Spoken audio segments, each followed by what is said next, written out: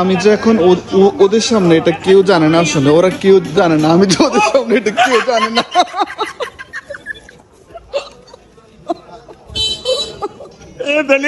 তুমি প্রতারণা করছো। প্রতারণা না, আসসালামু আলাইকুম। বাপি কেমন লাগলো হঠাৎ করে আমার আগমন? আমি এখানেই পাই, আমার খুব ভালো লাগে। আরে এটা তো তোমার ডিপ্লোম্যাটিক অ্যান্সার হয়েছে, রিয়েলি বলো। একটা কথা মানলাম, মানে আজকে ওই যে বান্দরবানে ফিল্ডটা হইলো 5 বছর আগে গেলাম যে। হ্যাঁ আলহামদুলিল্লাহ। হ্যাঁ, পুরো ঘটনাটা তাহলে আমি একটু শেয়ার করি। আমি দুপুরে ভাত খেয়ে আমি আর আমার যিনি বেটার হাফ আমরা শুয়ে শুয়ে কথা বলছিলাম।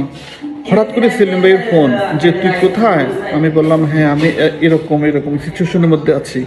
তো বললো যে এগুলো বাদ দিয়ে তুই তাড়াতাড়ি চলে আয়, ফেনীতে আয়, আজকে আমার বাসায় একটু প্রোগ্রাম হবে, হাঁসের আয়োজন হবে, একটু হ্যাং আউট হবে, একটু গল্প বিনিময় হবে, একটু ভাবের আদান প্রদান হবে। তো আমি তো শুনে একদম সুপার এক্সাইটেড, কারণ অনেকদিন আমি আসলে আউটডোরে যাই না, একটু হ্যাং আউট জমে ওঠে না, একটু আড্ডা স্থলে আমি একটু মুখরিত হই না। তো হঠাৎ করে মনে হলো যে ওয়াও, এটা তো হঠাৎ করে মানে অ্যাক্সিডেন্টাল ইনভাইটেশন। তো আমি চলে আসলাম এবং আসার আগে সেলিম আমাকে বলল যে এখানে বাপ্পি থাকবে, সালমান থাকবে, বেশ কয়েকজন থাকবে, কিন্তু আমি এটা সারপ্রাইজড হিসেবে রাখবো যে তুই আসবি, ওরা কেউ জানবে না। তো সেটাই হলো, এবং আমার অ্যাক্সিডেন্টাল আগমন দেখে বাপ্পির যেই মানে এক্সাইটমেন্ট, ওটা তো আমি দেখালাম। এই তো তো আজকে রাতে আনন্দ হবে, আড্ডা হবে, আড্ডায় মুখরিত হবে, জুবিল্যান্ট নাইট আজ আমরা স্পেন্ড করব। তো আমি আর সালমান আমাদের সেলিমের যে প্রতিষ্ঠান সেখানে অবস্থানরত, ঠিক না সালমান? আমরা তাদের অপেক্ষায় আছি, তারা আসলে একসাথে আমরা ইনশাআল্লাহ সেলিমের বাসার দিকে যাব। বাহ, তুমি তো খুব সুন্দর করে কথা বলতে পারো না, আপনার ক্যামেরার সামনে। আপনার মতো না। ওকে, তো আমি এখন যেখানে বসে আছি এটা হচ্ছে একটা ইনস্টিটিউট। এটার নাম হচ্ছে খন্দকার ট্রাভেলস অ্যান্ড হজ কাফেলা, অর্থাৎ আমাদের সেলিম খন্দকার, এটা তার একটা প্রতিষ্ঠান। তো তার মানে আসনে আমি যখন বসলাম নিজেকে একটু অফিসার ফিল হচ্ছে। যেটাই হোক না কেন, সেলিম এখন একটু আউটডোরে গেল কিছু কেনাকাটার উদ্দেশ্য নিয়ে। আমি, সালমান এবং রিয়াদ ভাই এখানে অবস্থানরত। ওনারা যেহেতু খুব শাইনেস, ক্যামেরার সামনে আসতে ওনারা খুব ইতস্তবোধ করেন, মানে বিহাইন্ড দ্য সিন থাকবেন ওনারা। তো আমি ওনাদেরকে ইচ্ছাকৃতভাবে আর আনতে চাই না, যেহেতু যে যেটা পছন্দ করে না আমার মনে হয় না তাকে ওই ব্যাপারে বাধ্য করাটা খুব একটা ইতিবাচক কাজ। রাজু ভাই, হ্যাঁ আজকে তো আমরা আবার ট্যুরে যাব। কোথায়? সিলেট। কেন? ওখানে না আমরা গত 3 মাস আগে গেলাম, কিন্তু না ওটা একটা ব্যাড এক্সপিরিয়েন্স ছিল। কারণ জানি ভাই মোটর বাইক, এটা আমি কখনো আর অ্যাকসেপ্ট করব না।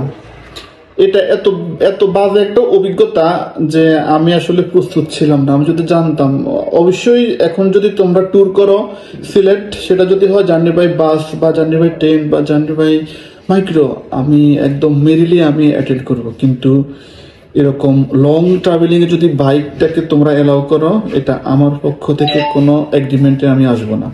যেটাই হোক, তুমি ফান করছো আমি জানি।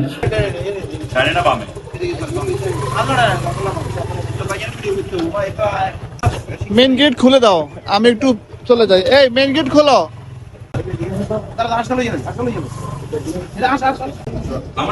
হাই সেলিম ভাই।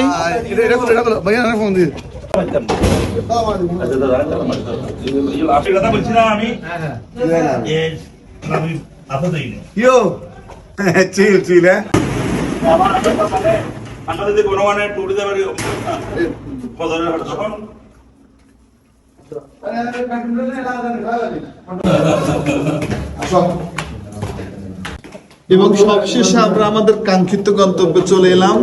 আজকে রাতে আড্ডা হবে, জম্পেশ হবে, সবকিছু একদম আলহামদুলিল্লাহ। শেষ পর্যন্ত চলে এলাম সেলিমের অন্ধমহলে।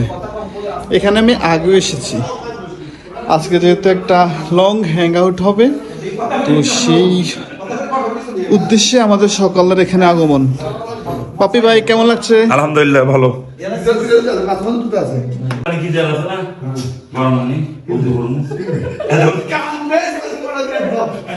আচ্ছা, এখানে কি আজকে রাতের পিকনিকের সবগুলো আইটেম না?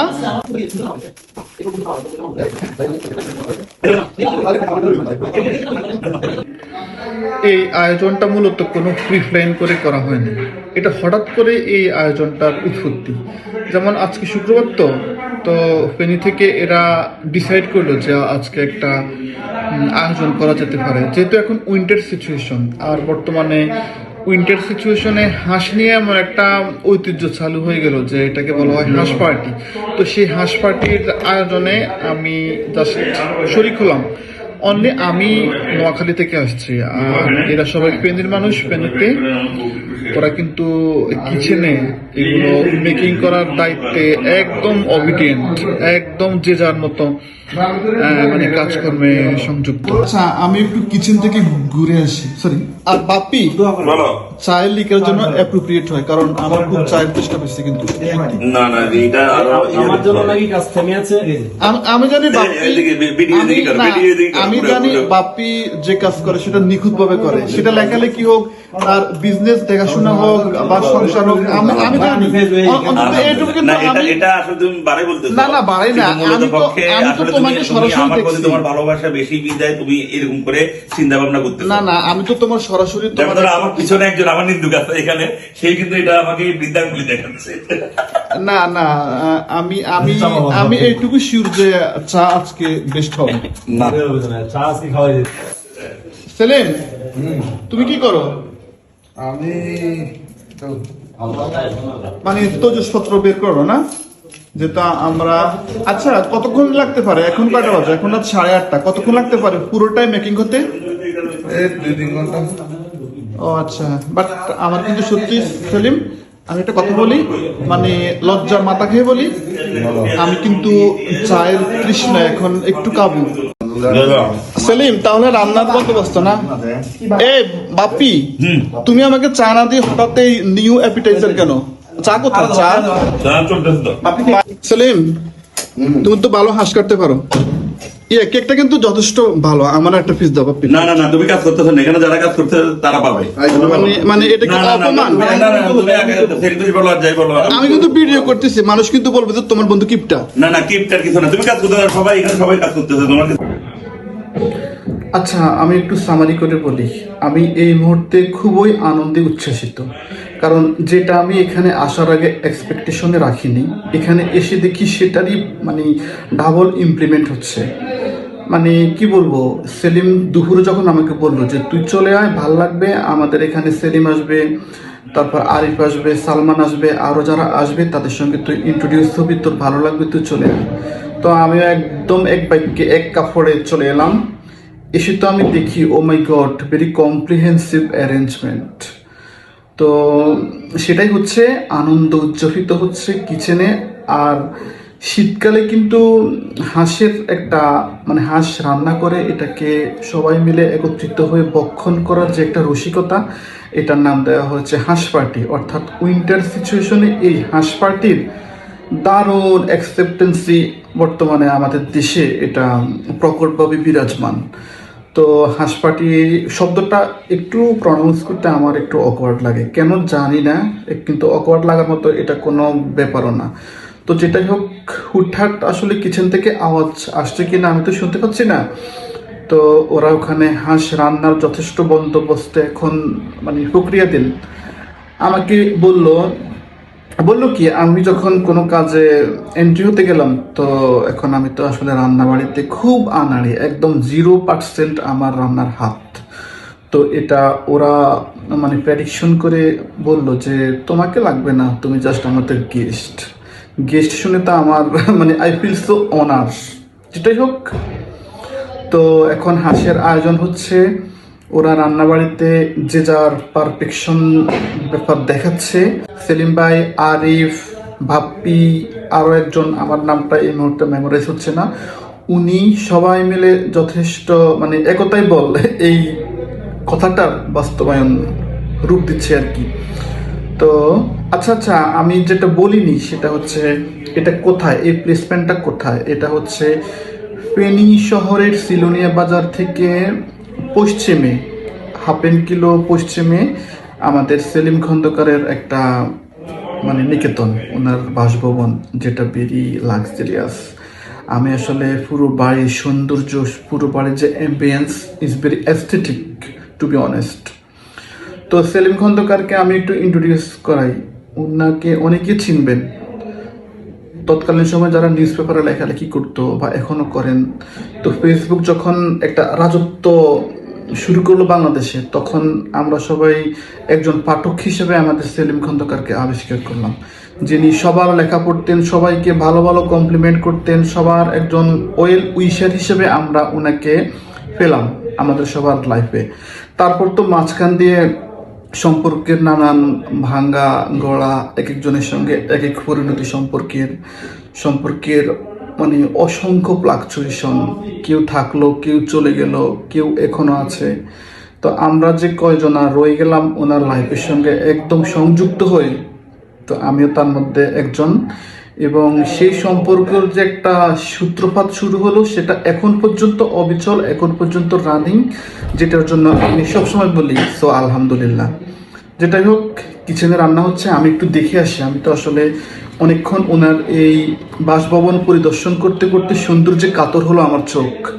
তো চোখকে আমি এবার দেখে আসি যে কি কি রান্না হচ্ছে, কতটুকু মানে কমপ্লিট হলো বা কতটুকু আর করতে হবে। যেটাই হোক না কেন, যেটা খাবেন না বুঝছো, চিনি কম দিলে চায়ের স্বাদ ইয়া লাগে আর কি।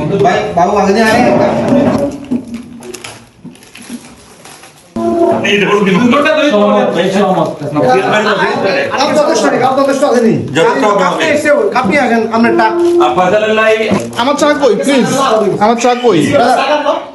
আমার বিষয় হচ্ছে কারণ আমি চালাবো, এখনো তো কাটাকাটি চলতেছে। আসলে হাঁসটা বড় ছিল তো এই জন্য গোস্ত বেশি সময় লাগতেছে। তো আমি তো খুব ক্ষুধার্ত ভাই। হাঁসটা মানে কি দুইটা হাঁস এখানে, দুইটা হাঁস তো? বড় বড় হাঁসটা না হাঁসগুলো বড়, হাঁসগুলো জি জি। এখন আমি তো খুব ক্ষুধার্ত হয়ে গেলাম। তোমরা চা দিছো, বিস্কুট দিছো, তো পেট ভরে নাই। কি রাজু ভাই একা একা বসে আছেন, মন খারাপ? না, মন খারাপ না, আসলে আমি নার্ভাস। নার্ভাস? হ্যাঁ, কেন? তোমরা কাটাকাটি, তোমরা এগুলো রক্ষণাবেক্ষণে এতটা দক্ষ যে আমি কোনো কিছু পারি না। বিশেষ করে রান্না বাড়িতে আমি পুরোপুরি একদম জিরো নলেজ আমার। না, সবাইকে পারতে হবে এমন কোনো কথা নাই না। আমরাই সবাই, একজন পারবে একজন পারবে না, এটাই তো। এখানে সবাইকে পারতে হবে, সবাইকে কাজ করতে হবে, এটা কোনো বিষয় না। হ্যাঁ, সেটা অবশ্যই কথা, কিন্তু আমি যেহেতু গেস্ট হিসেবে আসছিলাম, এখন সবাই তুমি গেস্ট, ওই হিসাব করলে তো আমরাও গেস্ট। এটা তো সেলিমের বাড়ি, কিন্তু যেহেতু আমরা সবাই বন্ধু একই সার্কেলের, এখানে গেস্ট বলতে কোনো শব্দ নেই। তো যেটাই হোক, আমি আসলে একটু মানে খুবই ঠান্ডা, বিশেষ করে অনেক ফ্লোর এত ঠান্ডা, দেখুন আমি মোজা পরে আছি দেখো। আরে ভাই, জি ভাই, রান্না কি ডান না? আলহামদুলিল্লাহ আমাদের রান্না হয়েছে, আলহামদুলিল্লাহ, আশা করি খুবই ভালো হয়েছে, সবাই খাইয়া খুশি হবেন। আমার তো দেখে এখন লোভ হচ্ছে, আমি কি একটুটা মুখে দিতে আমার কাছে মনে হয় ওই যে আমাদের একদম বেস্ট ঝোলটা দেখি। না না, আমাদের এরা কোথায় খাইতে যায় না, এই চপকাশি খান। না না, ওই যে ভাইয়েরা ওই যে ঢাকাতে কোন জায়গা না হাঁসের জন্য বিখ্যাত, হ্যাঁ, বন্টন করেন না আর 3টা প্লেট টেস্ট করেন, কি টেস্ট আপনি যেন না থাকে, মানে অনেক গরম। তো অনেক গরম তো হবে। না না, আমি খাবো না, অনেক গরম। বিসমিল্লাহ। বাপ্পি বাপ্পি, এই বাপ্পি বাপ্পি, ব্যস্ত ব্যস্ত।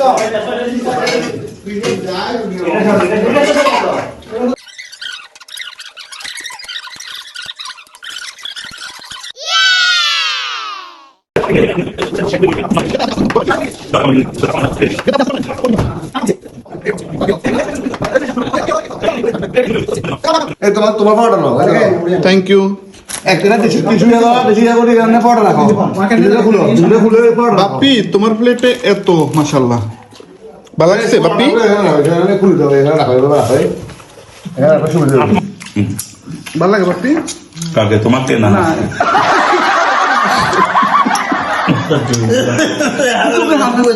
বলো বাপি বলো, ওরা অভিযোগ করতেছে, এই জন্য আমি নিষেধ করি, অভিযোগ করিস যা।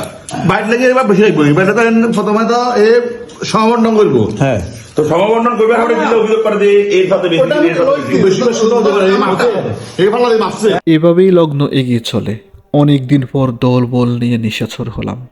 শীতকালের এই বিশেষ হাঁস উৎসব মুখরিত হতে থাকলো রাত বাড়ার সঙ্গে সঙ্গে। নতুন কয়েকজনের সঙ্গে পরিচিত হয়ে বুঝলাম সবাই সমমানা। তা না হলে সবাই কি আর এভাবে সমবেত হয়? মানিকে তো আসলে মানিক চিনবেই, তবে সত্যি সত্যি ব্যক্তিত্বের মানদণ্ডে সবাই মানিক রতনের মতোই। ফেনীর সেলিম বাপ্পি, সালমান রিয়াদ, এদের নিয়ে আগেও আমি যতবার কীর্তন গেয়েছি সব কীর্তনের সুর কিন্তু ঘুরে ফিরে একই ছিল, হয়তো বিশ্লেষণটা একটু ভিন্ন।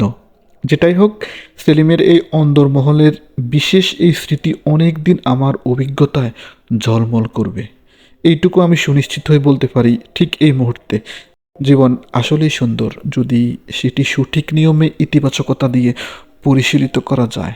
ধরে নিলাম জীবন অসুন্দর, কিন্তু সেই জীবনে যদি কয়েকজন কল্যাণকামী মানুষের আগমন ঘটে, তবে বুঝতে হবে যে সৃষ্টিকর্তার উপহার সবসময় আশীর্বাদ পুষ্ট। গভীর গভীর কথাগুলোর ঠিক এই মুহূর্তে কণাবাবির কথা না বললেই নয়। সেলিমের সংসার জীবনের ব্যক্তিগত মানুষ কণাবাবি এই আয়োজনে থাকতে পারেননি। বাচ্চাদেরকে নিয়ে তিনি চলে গেলেন নাইয়রে।